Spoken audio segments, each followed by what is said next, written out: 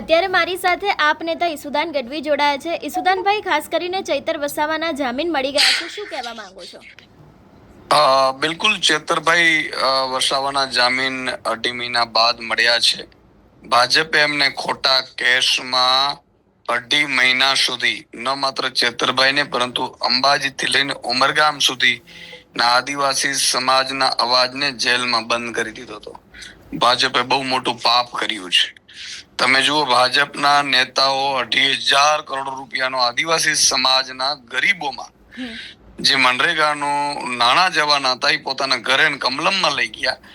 એનું કૌભાંડ ચેતરભાઈ વસાવાએ બહાર પાડ્યું અને એક પછી એક નેતાઓના નામો ચેતરભાઈ વસાવા ખોલી રહ્યા હતા ત્યારે ખોટા કેસમાં ગ્લાસના બાને એને જેલમાં નાખી દીધા।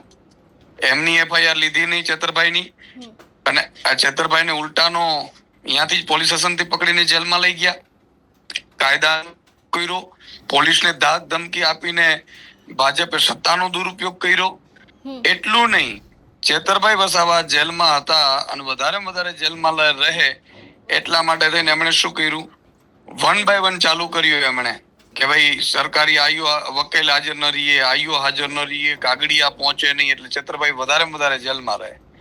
ત્રીજું એમણે જે ખેલ કર્યું એ કર્યું કે ચેતરભાઈ વસાવા જેલમાં જાય, ધારાસભ્ય જેલમાં જાય તો આદિવાસી સમાજમાં એને મેસેજ આપવાની કોશિશ કરી કે જો ધારાસભ્યને અમે જેલમાં નાખીને કચડી શકતા હોઈએ, એ અમારી સામે ભાજપની સામે અવાજ ઉઠાવે તો ભાજપના કૌભાંડો બહાર પાડે તો અમે એમને પણ જેલમાં નાખી દઈએ તો તમારી શું વિસાદ છે, એમ કરીને આદિવાસી સમાજને પણ ભાજપે મેસેજ આપવાની કોશિશ કરી, પણ ભાજપ એમાં ખોટી પડી છે। ચેતરભાઈને લઈને ઓર લાગણી આદિવાસી સમાજમાં બની છે।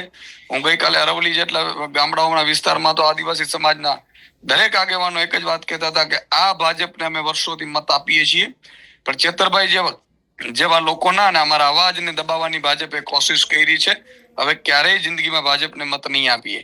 એનો અર્થ એ થયો કે અંબાજીથી લઈને ઉમરગામ સુધીના આદિવાસી સમાજ ચેતરભાઈ વસાવાને જે 2.5 મહિના ખોટી રીતે જેલમાં નાખ્યો છે એનો બદલો સ્થાનિક સ્વરાજ્યની ચૂંટણીમાં લઈ અને ભાજપને તમાચો મારશે આદિવાસી સમાજ, આ વાત નિશ્ચિત છે। ઈસુદાનભાઈ, ખાસ કરીને ચૈતર વસાવાને શરતી જામીન મળ્યા છે, એમને ઘણી બધી શરતોનું પાલન કરવું પડશે, આ વિષયને લઈને શું કહેવા માંગો છો? બિલકુલ, ભાજપ આ જ ખેલ કરાવડાવે છે। ભાજપે વારંવાર એના સરકારી વકીલ થ્રુ ને એવી રીતે કોશિશો કરતી હોય છે। જુઓ તમે, મેં સાંભળ્યું છે કે અત્યારે મારી ટીમે મને કહ્યું કે ભાઈ ડેડિયાપાડા વિધાનસભા મત વિસ્તારમાં નહીં જવાનો, એટલે શું થાય કે ડેડિયાપાડાના લોકોના કામ ન થાય અથવા કામ રૂકે અથવા તો રોષે ભરાય લોકો, પણ એવું નહીં થવા દઈએ। ચેતરભાઈ વસાવાને આ પહેલા પણ આ જ રીતે ભાજપે એમના મત વિસ્તારથી દૂર રાખ્યા હતા, જિલ્લાથી। અમારે કરજણ વિધાનસભામાં રાખવા પડ્યા હતા ચેતરભાઈને લોકસભા વખતે। ફરીથી આદિવાસી સમાજના એક કામ ચેતરભાઈ વસાવા જેલમાં હોય કે બહાર હોય રોકાવાના નથી।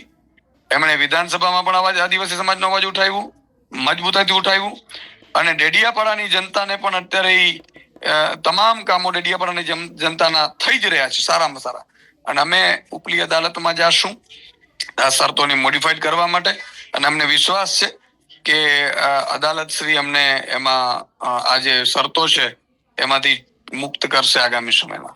જી સુદાનભાઈ, આપ અમારી સાથે જોડાયા બદલ આપનો ખૂબ ખૂબ આભાર। Thank you.